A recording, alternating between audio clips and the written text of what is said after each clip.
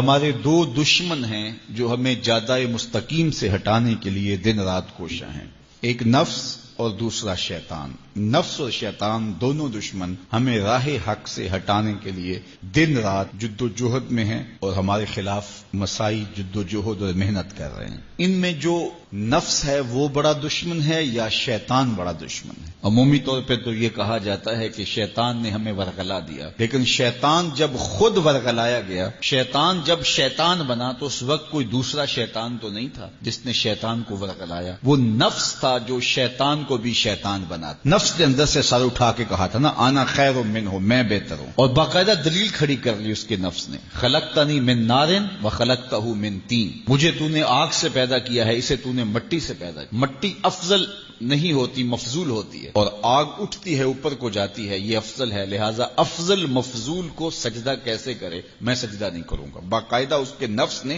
ایک دلیل تراشی۔ اللہ اگر چاہتا اس کی دلیل کے بخی ادھیڑ کے رکھ دیتا، لیکن اللہ تعالیٰ نے اس کی دلیل کا جواب دینے کی بجائے کہا جا میرے دربار سے نکل جا۔ اس نے کہا مالک مجھے مہلت دے دے، کہا جا قیامت تک تجھے مہلت۔ اللہ اکبر۔ تو اب شیطان کو شیطان بنانے والا نفس ہے جس نے اندر سے کھڑے ہو کے کہا انا خیر منہ، میں بہتر ہوں۔ اس میں نے شیطان کا بیڑا غرق کر، انانیت اسے کہتے ہیں، انا خیر منہ، اس سے انانیت ہے، میں بہتر ہوں۔ ایک بزرگ تھے، انہوں نے ساری زندگی اپنی زبان پہ لفظ میں نہیں آنے دیا۔ وہ فرماتے تھے یہ وہ لفظ ہے جس نے شیطان کا بیڑا غرق۔ تو وہ اس مفہوم کو ادا بھی کرنا چاہتے تو بالفاظ دیگر کر۔ کسی نے سنا کہ فلاں شخص ہے، اس کی زبان پہ کبھی میں کا لفظ نہیں آیا، تو اس نے کہا لو اس کی زبان پہ یہ لفظ کیوں نہیں آیا، میں جاتا ہوں اور ان کی زبان پہ یہ لفظ آئے ہی آئے۔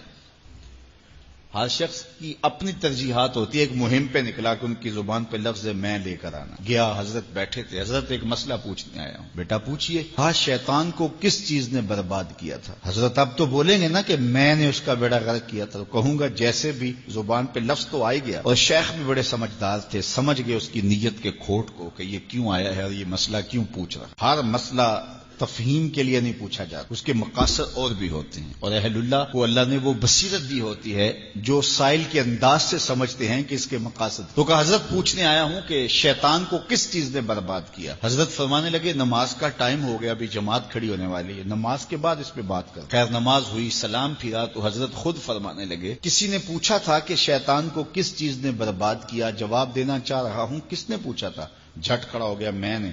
کہا بس اسی نے اس کا بیڑا غرق کر دیا۔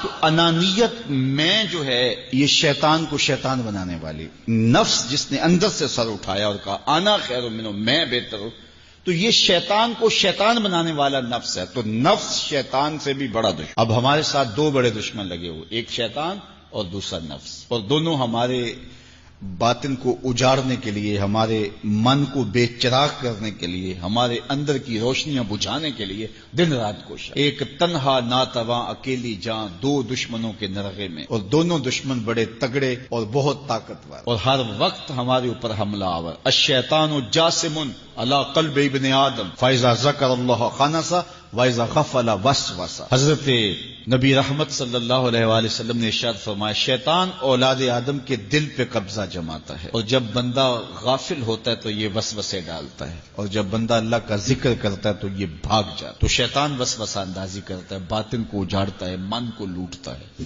نفس اور شیطان دو بڑے دشمن تھے جو ہمیں جادہ مستقیم سے بہکانے کے لیے دن رات کوشاں تھے۔ اب اللہ کا کرم دیکھیے، اذا دخل رمضان سلسلت الشیاطین، جب ماہ سیام جلوہ فراز ہوتا ہے تو شیاطین جکڑ دیے جاتے ہیں۔ جو ہی ماہ سیام شروع ہوتا ہے، چاند طلوع ہوتا ہے تو شیاطین جکڑ دیے جاتے، پورا مہینہ وہ آزاد نہیں رہتے، جکڑ دیے جاتے۔ سلسلت الشیاطین، یہ جو مسجدوں کے دروازے کھل گئے، جہاں 1.5 صف ہوتی تھی وہاں 5 صف تراویحوں میں ہیں، تو یہ شیطان کے بند جانے کی وجہ سے۔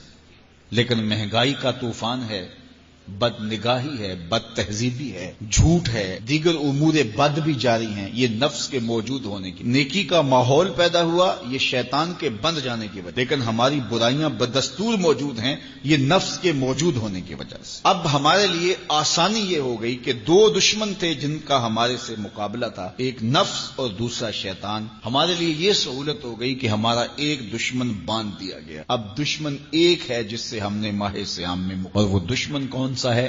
نفس۔ اب نفس کا مقابلہ اتنا آسان بھی نہیں، یہ بہت ڈاڈا دشمن ہے، اندر کا دشمن ہے، گھر کا بھیدی ہے۔ باج فقیراں کسے نہیں ماریا، باہو ظالم چور اندر داہو۔ یہ بڑا سخت اور بڑا شدید قسم کا دشمن ہے۔ یہ اس کی چالیں بہت باریک، شیطان کی چالیں بھی بڑی باریک ہیں اور نفس کی چالیں اس سے بھی زیادہ باریک۔ اب کیسے مقابلہ کریں گے؟ شیطان بھی ہماری متاع عمل کو لوٹنا چاہتا ہے، حتیٰ کہ ہمارے ایمان کو برباد کرنے پر تلا ہوا ہے، اور نفس بھی چالیں چل رہا ہے، اور ہم اپنی زندگی لاؤبالی میں گزارتے چلے جا رہے ہیں۔ ہمیں پتہ ہی نہیں کہ ہم موت کے کتنا قریب ہو رہے ہیں، اور شیطان ہمارے اوپر، نفس ہمارے اوپر حملہ آور ہے، اور یہ چاہتے ہیں ٹھیک ہے یہ چلتا رہے، یہ رسمی زندگی گزارتا رہے، کوئی بات نہیں، اس کے اندر کو ہم لوٹ لیں، اور یہ دونوں دن رات لگے ہوئے۔ ماہ سیام آیا تو ہمارا ایک دشمن بند گیا، ہمیں تھوڑی سی سہولت مل گئی۔ اب ایک ہی دشمن باقی ہے جس سے مقابلہ کرنا باقی ہے، اور وہ ہے نفس۔ اب نفس سے مقابلہ کیسے ہوگا؟ تو کسی ایکسپرٹ سے پوچھیں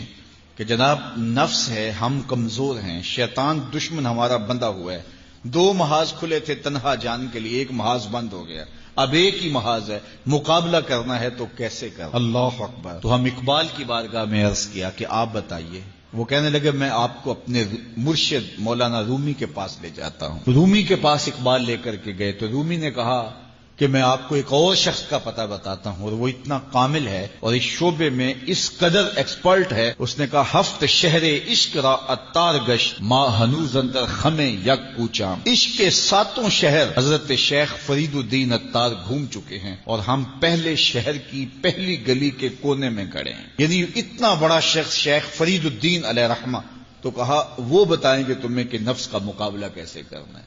رومی کہتے ہیں کہ وہ میرے بھی استاد ہیں، رومی کہتے ہیں کہ وہ میرے بھی ہادی و مرشد ہیں۔ جس عشق کے شہر میں میں داخل ہوا ہوں اور ابھی کونے پہ کھڑا ہوں، اس طرح کے 7 شہر وہ گھوم کے بھی آئے ہیں۔ آؤ ان سے پوچھتے ہیں کہ جناب نفس قابو کیسے کریں؟ تو شیخ فرید الدین اتار نے کہا نفس نتواں کشت الا باسے چیز، بات گوئم یاد گیرش اے عزیز۔ نفس نہیں مرتا، لیکن 3 اسلحے اگر آپ کے پاس ہوں تو یہ نفس ٹھہر بھی نہیں سکتا۔ غور سے سن لیجئے، روحوں میں اتار لیجئے، اور زندگی میں ہمارا مقصد ہے اس نفس کا مقابلہ کرنا۔ شیطان کا مقابلہ کرنا بھی ہمارا مقصد ہے، اور نفس کا مقابلہ کرنا بھی ہمارا مقصود زندگی ہے۔ ساری زندگی فریب میں ہم میں نہیں گزارنی، زندگی تیزی کے ساتھ گزر رہی ہے اور ہم آغوش موت میں اترنے والے ہیں۔ تو یہ ڈاڈے دشمن ہماری متاع عمل لوٹ رہے ہیں، ہمارے کیے ہوئے عمل کو عجب سے، تکبر سے، ریاکاری سے برباد کر دیتے ہیں۔ ہمیں پہلے عمل کی طرف جانے نہیں دیتے، پھر عمل کے اندر وسوسے ڈالتے ہیں، پھر عمل ہو جائے تو اس کو پھر برباد کرنے کی کوشش کرتے ہیں۔ کتنے ڈاڈے دشمن ہیں جن کے نرغے میں ہم پھنسے ہوئے ہیں۔ تو پھر ہمیں کوئی بندہ مل گیا ہے جو بتا رہا ہے کہ جناب اس کا مقابلہ ایسے کریں گے، تو پھر آج کی سن لیں ہم اور غور کر لیں اور اپنے اندر اتریں۔ تو شیخ فرید الدین اتار ہمیں بتا رہے ہیں، تو سنیے وہ کیا کہہ رہے ہیں۔ نفس نتواں کشت الا باسے چیز، نفس نہیں مرتا، یہ بڑا ڈاڈا ہے، لیکن 3 اسلحے اگر آپ کے پاس ہوں تو یہ ٹھہر بھی نہیں سکتا۔ وہ 3 اسلحے کون سے ہیں؟ خنجر خاموشی و شمشیر جو، نیزائے تنہائی و ترک ہجو۔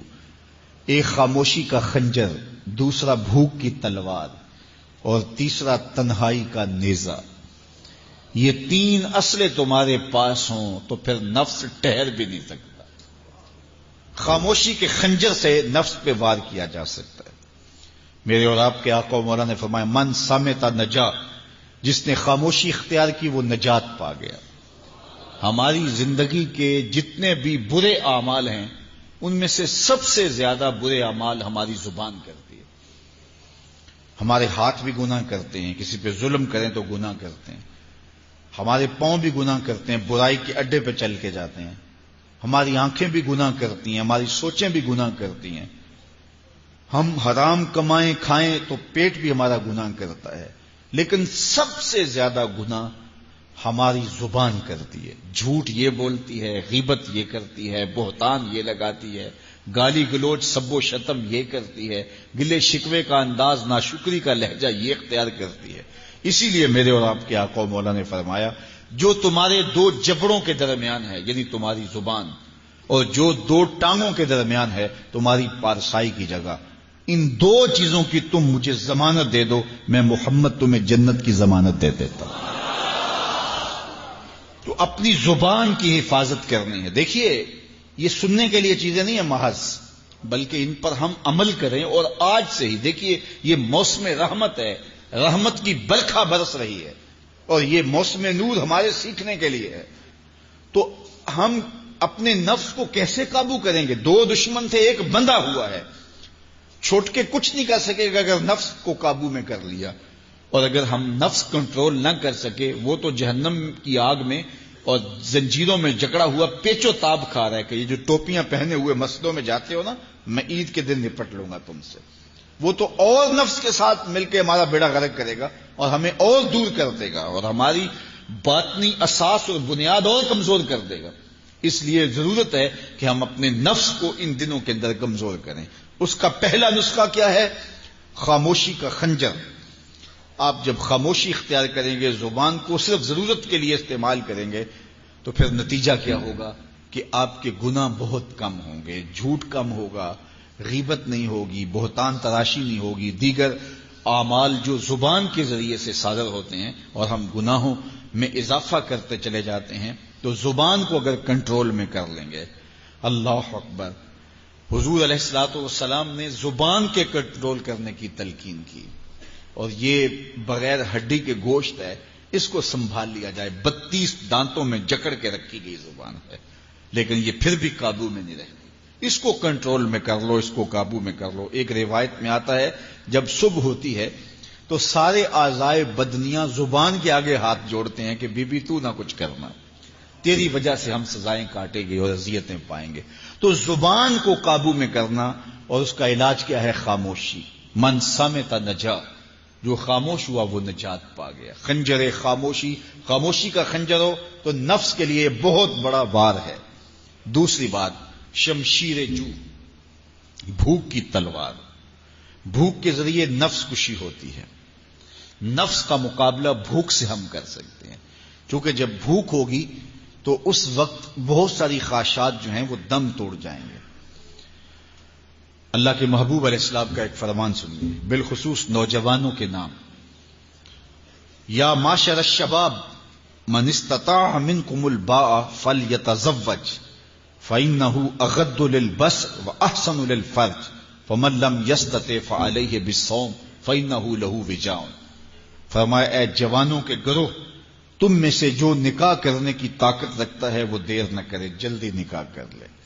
کیوں کہ نگاہ اور پارسائی کی جگہ کا محافظ ہے، تمہاری نظر کو بھی محفوظ کرے گا اور تمہاری پارسائی، تمہاری عصمت کے جوہر کو بھی محفوظ کرے گا۔ تو اگر کسی کے پاس استطاعت ہے تو وہ نکاح کرنے میں دیر نہ کرے۔ فَإِن لَّمْ يَسْتَطِعْ، اور اگر کوئی طاقت نہیں رکھتا، اس کے حالات ایسے نہیں ہیں کہ وہ نکاح کر پائے، فَعَلَيْهِ بِالصَّوْمِ، تو فرمایا وہ کثرت کے ساتھ روزے رکھے۔ فَإِنَّهُ لَهُ وِجَاءٌ، روزے اس کے لیے قاطع شہوات ہیں اور اس کی مشکلیں آسان کرنے والے ہیں۔ تو نوجوانوں کو اگر استطاعت نصیب ہو جائے تو وہ شرم نہ کریں، وہ نکاح کی طرف بڑھیں تاکہ ان کی عصمت کے جوہر کی حفاظت ہو سکے۔ لیکن کسی وجہ سے نکاح میں تاخیر ہے تو پھر وہ کثرت کے ساتھ روزے رکھیں۔ روزوں کی کثرت گناہ سے، شہوات سے، برائی سے، گناہوں سے انسان کو بچاتی ہے۔ تو کثرت کے ساتھ روزے رکھے جائیں تو روزہ بھوک جو ہے وہ نفس کشی کا ایک مؤثر ترین علاج ہے، اور یہ میرے اور آپ کے آقا و مولا نے بیان فرمایا۔ تو بھوک کی تلوار جو ہے یہ نفس کشی کا ایک مؤثر ذریعہ ہے، اور نفس کا سر کاٹنے کے لیے بھوک کی تلوار ہمیں ہر وقت حمائل کیے رکھنی چاہیے اور ہر وقت اپنے ساتھ لٹکا کے رکھنا چاہیے۔ کثرت کے ساتھ ہمیں روزے رکھنے چاہیے۔ تیسری بات فرمایا نیزہ تنہائی، تنہائی کا نیزہ۔ جب آپ عمومی طور پہ مجلسی زندگی میں ہوں گے تو بہت ساری خطائیں اور بہت سارے گناہ مجلسی زندگی میں آپ سے سرزد ہوں گے، تو جب آپ تنہائی اختیار کر لیں گے تو بہت سارے گناہوں سے بچ جائیں گے۔